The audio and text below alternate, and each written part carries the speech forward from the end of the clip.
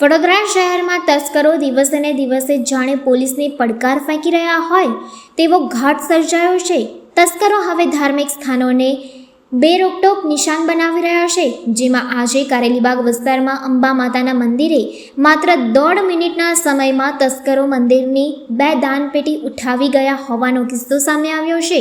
પોલીસની night patrolling પર અનેક સવાલો ઊભા થઈ રહ્યા છે। કારેલીબાગ પાણીની ટાંકીથી હાથીખાના તરફ જવાના માર્ગ ઉપર ગબ્બર એપાર્ટમેન્ટ પાસે આવતી પૌરાણિક અંબા માતાનું મંદિર આવેલું છે। નવરાત્રિના 9 દિવસ આ મંદિર પર હજારો શ્રદ્ધાળુઓ દર્શન માટે આવતા હોય છે, જ્યારે પોતાની આસ્થા પ્રમાણે દાન દક્ષિણા દાનપેટીમાં મૂકતા હોય છે। હજી નવરાત્રિ પૂર્ણ થઈ 1 જ દિવસ થયો છે, ત્યાં આજે વહેલી સવારે મંદિરના પૂજારી થોડો સમય માટે દૂધ લેવા બહાર નીકળ્યા એટલામાં 2 તસ્કરો મંદિરમાં પ્રવેશી ગયા। ભોલેનાથ મંદિર અને રાધાકૃષ્ણ મંદિરની દાનપેટી ઉઠાવીને પલાયન થઈ ગયા।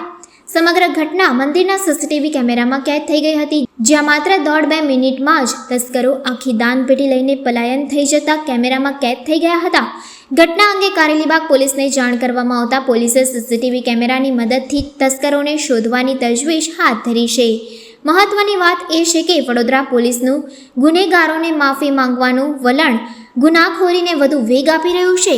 ગુનેગારો સામે કડક કાર્યવાહી કરવાને બદલે શહેર પોલીસ પોતાની ઇમેજ બિલ્ડિંગ માટે વધુ કામ કરતી હોય તેમ લાગે છે। જો ગુનેગારો પાસે માફી મંગાવવાથી ગુનાખોરી કંટ્રોલ કરી શકાય તો આજે જેલની જરૂર જ ન પડે। અંબાજી મંદિર હસ્તિનાપુર સોસાયટીનું કારેલીબાગમાં પાણીની ટાંકી પાસે આવેલું મંદિર છે।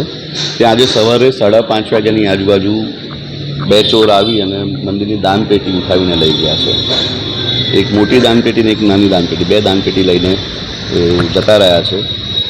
નવરાત્રિનો તહેવાર હતો એટલે એમાં દાન પણ સારા પ્રમાણમાં હતું અને આજે અમારે પેટી ખોલવાનો સમય હતો, પણ એ પહેલાં તો આજ સવારે એ બંને પેટી ઉઠાવીને લઈ ગયા છે। 3 જણ સીસીટીવીમાં દેખાય છે। 1 જણ બહાર સ્કૂટર લઈને ઊભો છે અને 2 જણ અંદર આવીને ચોરી કરીને લઈ જાય છે।